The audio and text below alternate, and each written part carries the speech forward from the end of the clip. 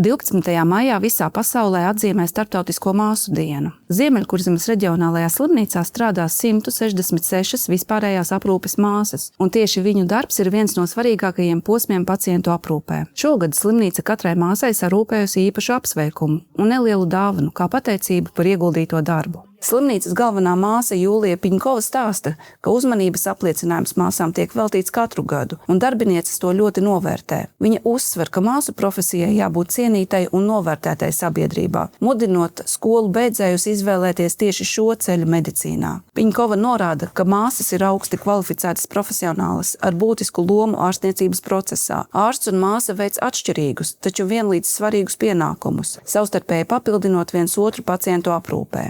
Laba māsa ir zelta vērtē medicīnā un it īpaši hemodialīzē. Tas nav viegls darbs. Tas ir darbs arī brīvdienās, arī svētku dienās. Hemodialīzes pacientiem ārstēšana nepieciešama nepārtraukti. Tādēļ arī māsu darbs prasa lielu izturību, precizitāti un spēju rīkoties stresa situācijās. Mums ir ļoti labs māsu kolektīvs, ļoti jaukas, sirsnīgas, atbildīgas māsas.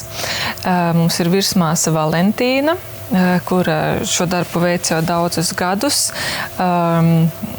Un man arī šeit ierodoties salīdzinoši nesen ļoti uzreiz laba sadarbība bija gan ar virsmāsu, gan pārējām māsiņām. Manuprāt, esam diezgan pielāgojušies darbam ikdienā, lai pēc iespējas labāk veiktu šo pacientu aprūpi, jo tā miedarbība mums ir liela ar māsām. Es novēlētu izturību, jo tā ir nepieciešama strādājot, gan māsām kopumā, gan arī šeit ar hroniskiem pacientiem, visu laiku saskaroties ar tām pašām problēmām.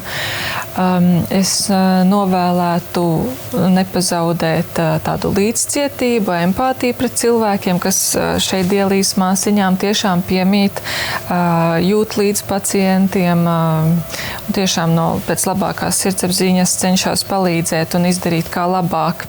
Māsas, tas ir manas rokas. Viņi mani ļoti atbalsta, un es gribu vispār pateikt paldies, ka viņi mani pacieš ar visam manam ikdienas vajadzībām. Es kā ārsts, es parunāju ar pacientu, paralēli notiek visas darbības. Piemēram, ja es taisu blokādi, tas nozīmē šprici, ja?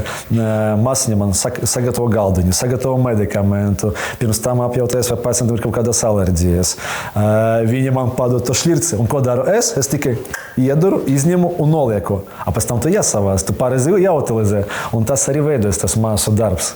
Traumatologs ortopēds Igors Kolosovs uzsver, ka māsu darbs bieži paliek nemanāms, taču bez viņām ārstniecības process nav iedomājams. Tieši māsas rūpējas par pacientiem ik uz soļa un nodrošina ikdienas aprūpi. Latvijā ir diezgan liels māsu trūkums, un ikdienā mēs arī to redzam, jo māsas ir tas, kas pārsvarā kontaktē ar pacientu, kas viņu aprūpē.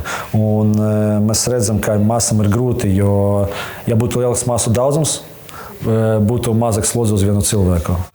Slimnīcas pārstāvi šajā dienā māsām novēl veselību, izturību un iespēju atrast laiku arī atpūtai. Savukārt jaunajiem cilvēkiem apsvērt iespēju nākotni saistīt ar šo atbildīgo un sabiedrībai tik nozīmīgo profesiju.